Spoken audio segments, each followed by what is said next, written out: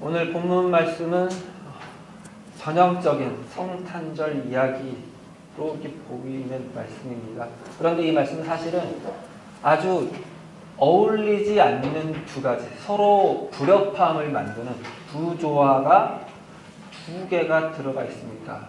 이 두 개의 부조화가 아주 유기적으로 잘 연결이 되어서 아주 큰 이야기를 이렇게 전하고 있는 말씀인데요. 그런데 그 두 부조화는 말 그대로 조화가 제대로 이루어지지 않기 때문에 서로 너무도 어울리지 않기 때문에 이걸 발견하기가 쉽지가 않습니다. 그런 상태로 오늘 본문을 보면 딱 떠오른 단어가 있습니다. 이 성탄절에 관련된 찬양이 보면 예수님을 땡땡의 왕으로 이렇게 표현하는 가사들이 많은데요. 사랑의 왕, 평화의 왕 이런 표현들이 있는데 오늘 본문에서는 이 땡땡에 뭐가 들어가면 좋을까요? 시간이 없으니까 제가 겸손의 왕, 겸손의 왕으로 오신 예수님의 탄생 과정을 그리는 것처럼 보이기 쉽습니다. 시작부터 워낙에 겸손의 왕이시니까 그 태어난 것부터 벌써 겸손이다 이거죠. 하나님의 아들이신데 온 세상의 구원자이신데 온 우주의 진정한 왕이신데 헛간에서 그것도 말 구유에 누이는 방법으로 태어나신다 이거죠. 얼마나 겸손하냐 이거죠. 그것만 이렇게 보기가 쉽습니다.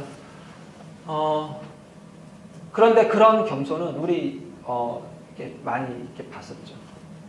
겸양 떠는 것 같아 보이죠. 사실은 이 어마어마한 분인데 엄청난 존재인데 그런 처지에 왔으니까 얼마나 겸손한 거냐 그거 볼 수도 있겠지만 그걸 조금 더 생각하면 그 뭐 그냥 겸양 떠는 거지 그런 척하는 거지 그렇게 보기가 쉽다는 것입니다. 이게 이런 태도로 예수님의 생애를 다 보면은 다 그런 것처럼 보이기가 쉬워요. 심지어는 십자가에 이렇게 달려 죽으신 것도 예수님이 내가 마음만 먹이면 너네 다 죽여버릴 수 있어. 그런데 해야 되니까 참는 거야. 그런 마음으로 십자가에 달린 것처럼 이렇게 보기가 쉽습니다. 똑같은 시선으로 보는 말이죠. 그러니까 그 시선 자체가 이 본문을 향한 정당한 시선은 아니라는 것입니다. 그걸 그렇게만 보게 만든 가장 큰 요소는 예수님은 겸손하신 분이니까 겸손의 왕이니까 태생부터 겸손한 거야. 그렇게 보려는 탓이고 또 오늘 본문이 진짜로 전하려고 하는 이야기를 이 두 부조화 속에서 발견하지 못한 탓입니다. 이 두 부조화 중에 우리에게 그나마 익숙한 것은 구유와 그 구유에 누이신 예수이죠. 구유는 말 먹이를 이렇게 담아놓는 그릇이죠. 거기에 사람의 아기가 이렇게 누운 것만으로도 이거는 부적절한, 조화롭지 못한 일인데 그 구유에 누인 아기가 신의 아들이라는, 하나님의 아들이라는 것에 더 큰 부조화가 있죠. 이 부조화를 설명할 길이 없어서 그냥 겸손으로 엮어간 것인데요. 그러나 이 부조화는 보다 더 큰 부조화 속에서 확인되어야 됩니다. 그 더 큰 부조화는 1절에서 확인할 수 있습니다. 1절 같이 읽습니다. 그때 가이사 아구스도가 명을 내려 천하로 다 호적하라 하였으니 이 아구스도는 아우구스투스입니다. 아우구스투스. 로마의 첫 번째 황제입니다. 아우구스투스의 원래 이름은 가이우스 옥타비아누스입니다. 이 가이우스 옥타비아누스는 가이우스 옥타비아누스의 어머니가 줄리어스 시저, 줄리어스 가이사의 조카딸이었습니다. 그러니까 조카딸의 아들을, 그러니까 손주뻘이죠. 손주뻘 되는 옥타비아누스를 줄리어스 시저가 양자로 받아들이고 후계자로 삼았습니다. 그러니까 그가 이렇게 줄리어스 시저가 원로원 모임 중에 살해를 당했는데 그러고 나서 유언장이 공개가 되었는데 그 유언장에 이 옥타비아누스를 그의 후계자로 삼고 그가 가진 모든 재산이 옥타비아누스의 것이라고 이렇게 명시하면서 이 옥타비아누스가 로마의 실권자가 되었습니다. 물론 한 10여 년 그 실권을 제대로 갖는데 걸리는 시간이 필요했지만 결국 그의 가장 큰 적이었던 안토니우스를 물리치고 클레오파트라와 함께 이렇게 물리치고 실권을 잡고 로마의 1인자가 되었습니다. 그러자 원로원에서 이 옥타비아누스에게 아우구스투스라는 이름을 이렇게 바쳤는데요. 가장 존엄한 자라는 뜻입니다. 이때까지는 로마가 공화정이었습니다.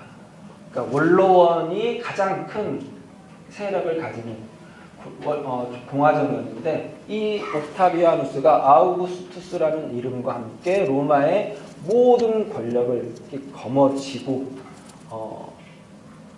독재관, 집정관 모든 직책을 다 가져가면서 사실상 황제가 되었습니다.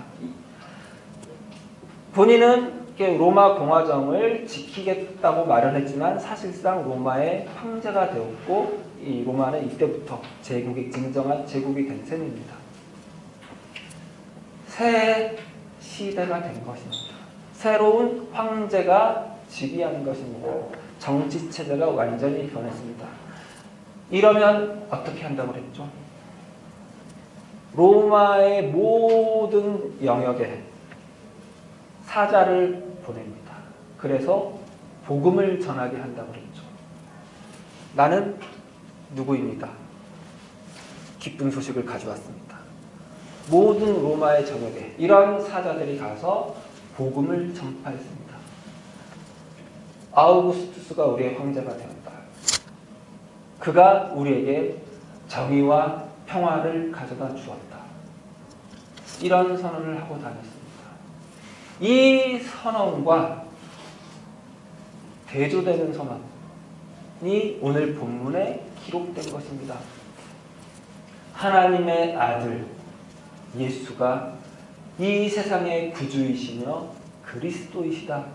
그가 이 땅에 진정한 정의와 진정한 평화를 진정한 기쁨을 가져다 주셨다라는 선언입니다. 그런데 이 대조가 너무 어울리지가 않죠. 왜냐하면 이렇게 하나님의 아들이라고 선언된 온 세상의 구세주라고 그리스도라고 선언된 이 아이가 어디서 태어났다고요?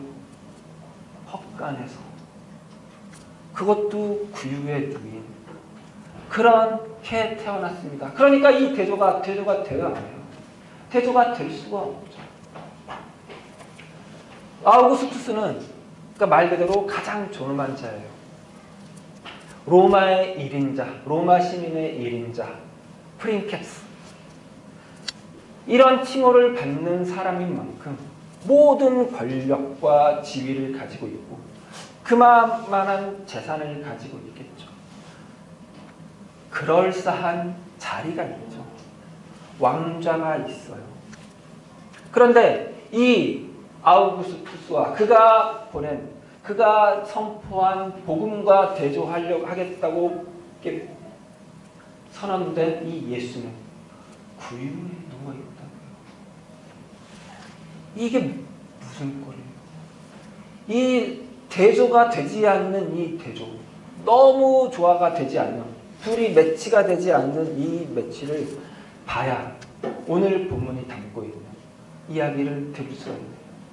오늘 본문은 다만 성탄절 이야기 정도에 그치는 것이 아니라 하나님이 일하는 방식, 하나님이 인생을 대하는 방식, 그리고 예수가 이 땅에 오시는 방식뿐 아니라 이 땅에서 살아갈 방식, 그리고 그가 죽음을 맞이할 방식, 그리고 뿐만 아니라 이 예수를 주라고 부르는 사람들이 살아가는 삶의 방식이 어떠한지를 보여주는 아주 큰 이야기라는 것입니다. 이 대조는 어떻게 되냐면요. 오늘 본문 1절부터 7절까지 7절에 이렇게 마무리가 되는데요. 첫 아들을 낳아 강보로 싸서 구유에 뒤었으니 이는 여관에 있을 곳이 없음이로라. 이 이야기까지 1절부터 7절까지의 분위기는 대단히 처량합니다. 그렇죠? 성탄절, 우리가 흔히 알고 있는 성탄절과는 조금 다른, 대단히 처량하고 어찌 보면 삭막하고 엄한 분위기입니다. 왜요? 아우구스투스가 유럽 남부와 이 고대 근동 지방과 아프리카 북부 전역을 다 지배하고 있는 그 전역의 가장 권력이 높은 아우구스투스가 명을 내렸기 때문입니다. 가서 호족해라 라고 명을 내렸기 때문입니다. 그래서 어쩔 수 없이 이 지배를 받는 모든 사람들이 움직여야만 하죠. 각자의 고향으로 돌아가서 호적한다는 건 인구조사에 응한 것입니다. 세금을 징수하기 위해서. 인구조사에 응하기 위해서 어쩔 수 없이 움직여야 됐습니다. 마리아는 이때 하필이면 만삭이었습니다. 만삭이면 산딸이 가까워지면 움직이지 않죠. 여행하지 않죠. 그럼에도 불구하고 여행을 해야만 하는 갈릴리 나사렛에서부터 먼 길을 떠나 베들레헴까지 움직여야만 하는 처지였던 것입니다. 그런데 이들만 움직인 것이 아니라 모든 사람들이 그렇게 여행을 떠나 움직여야만 했기 때문에 빈방이 없었습니다. 그래서 어쩔 수 없이 헛간에서 묵어야 했고 헛간에서 아들을 낳아야만 했고 그 아들을 누일 데가 없어서 구유에 뉘어야만 했습니다. 이게 아우구스투스가 가져온 정의와 평화의 실체라고 고발하는 것입니다. 아우구스투스가 새 시대를 열어 섞여서 기쁜 소식을 선포하게 했지만 그 기쁜 소식이 정의와 평화를 가져왔다고 선포했지만 그 정의와 평화의 대가는 그 정의와 평화가 이루어지는 과정은 이런 어쩔 수 없음, 이런 불편함, 이런 굴복, 이런 복종일 수밖에 없다고 선언한 것입니다. 그에 비하여 구유에 누이신 아기가 가져온 복음, 기쁜 소식, 구유에 누여야만 하는 아기가 가져온 정의와 평화는 구유에 누여짐, 헛간에서 나아짐, 모든 불편하고 철학맞은 상황을 그대로 감수함, 그대로 받아들임으로 만들어내는 정의와 평화입니다. 그 차이를 아시겠습니까? 아우구스투스가 말하는 정의와 평화는 아우구스투스만의 것입니다. 그 정의와 평화는 아우구스투스 본인만을 위한 것이고 본인 생각으로만 되어진 것이어서 그 정의와 평화를 이루는 과정에 그 아래에 있는 사람들의 불편은 아무것도 아니라는 것입니다. 그런 불편쯤은 이 지배를 당하는 사람들이 굴복해야만 하는 것입니다. 그러니까 그들이 이전에 살고 있었던 현실은 철저히 거부되고 필요하다면 그때그때 고쳐져야만 하는 것이었던 것입니다. 니네가 왜 지금 여기 있어? 너네 고향으로 돌아가면 되잖아. 인 것이죠. 너네 지금 여기 있는 거 잘못된 거야. 가. 너네 고향으로 돌아가. 가서 인구조사에 응해. 그리고 나머지는 원래대로 해도 상관없어. 이런 것이죠. 지금 현실을 고치고 그가 원하는 대로 만드는 것을 통해서 이루어지는 정의와 평화입니다. 말은 정의와 평화이지만 불편한, 부정이고 평화가 아닌 전쟁과 다름없는 상황이죠. 전쟁 상황에서나 헛간에서 애를 낳죠. 어쩔 수 없으니까. 이게 아우구스투스가 가져온 복음이라는 것입니다. 이와 반대되는 진정한 왕인 예수 그리스도의, 진정한 하나님의 아들 예수 그리스도의 복음은 너네가 잘못된 거야 라고 말하지 않고 그 잘못된 것 같은 그 불편하고 철학맞은 상황이 그대로 들어와서 그 상황을 함께 묶어서 정의로 평화로 만들어낸다는 거죠. 그게 예수가 오셔서 한 일입니다. 다만 그렇게 태어났을 뿐 아니라 그가 오셔서 살아간 모든 생애가 그런 생애였고 무엇보다 그가 맞이한 죽음이 그런 죽음이었습니다. 유대 권력자들이 그들을 죽이기로 하자 죽음에 내몰렸고 로마 권세가 사형 명하자 사형을 당했습니다. 로마 병정들이 십자가에 못을 박자 못이 박혀 죽어버렸습니다. 그러나 그것으로 끝이 아니라 그것으로 생명을 가져왔고 그것으로 진리가 이 땅에 가득 차게 했고 그것으로 하나님의 통치가 이 땅에 가득하게 만드는 거죠. 예수 그리스도의 탄생입니다. 진정한 복음이며 진정한 정의이며 평화입니다. 그 예수의 오신 방식이 우리가 살아가는 방식이기도 합니다. 왜냐하면 하나님은 우리를 정죄하지 않고 우리를 회복하시고 우리를 구속하기로 우리를 구원하기로 하시는 분이기 때문입니다. 우리를 내 사랑하는 자녀라고 말하는 분이기 때문입니다. 그게 우리 인생이라고요. 만약에 하나님이 너 잘못했어 고쳐 그래야 내가 가 라고 말한다면 이거 고쳐야 정의가 이루어져 라고 말하는 분이었다면 누가 이 자리에 있겠어요? 그렇죠. 하나님이 하나님의 방식 모든 것을 다 허용하시되 포용하심으로 바꿔내시는 그 방식으로 우리를 구속하셨던 것처럼 우리가 또 살아가는 모든 순간순간에는 좋은 것도 있겠지만 당연히 안 좋은 것도 있죠. 기쁜 일도 있겠지만 당연히 슬픈 일도 있을 것이며 화목한 일도 있겠지만 당연히 분쟁하는 일도 있을 것이고 건강한 순간들도 있겠지만 아픈 순간들도 있을 것입니다. 그런데 그걸 모조리 다 고쳐야 돼, 바꿔야 돼 하지 않고 그 순간에도 하나님이 함께 하셔서 마치 구유에 하나님의 아들인 예수 그리스도가 누여지시는 것처럼 담기는 것처럼 그렇게 찾아오셔서 담기시는 그걸 다 좋은 것으로 하나님의 선한 것으로 하나님의 생명으로 바꾸시는 그게 우리 인생이라고 그게 우리 인생이 가진 증거라고요. 아멘이세요? 아멘. 예수님은 그런 분이시고 하나님은 그런 분이시라고 오늘 예수님이 오신 성탄절은 그런 날이라고 다시 한번 기억하면서 그 성탄절 우리에게 허락하신 하나님의 사랑 하나님의 넉넉하신 감사해야 하면서 보내시면 좋겠습니다. 아멘. 같이 기도하시겠습니다.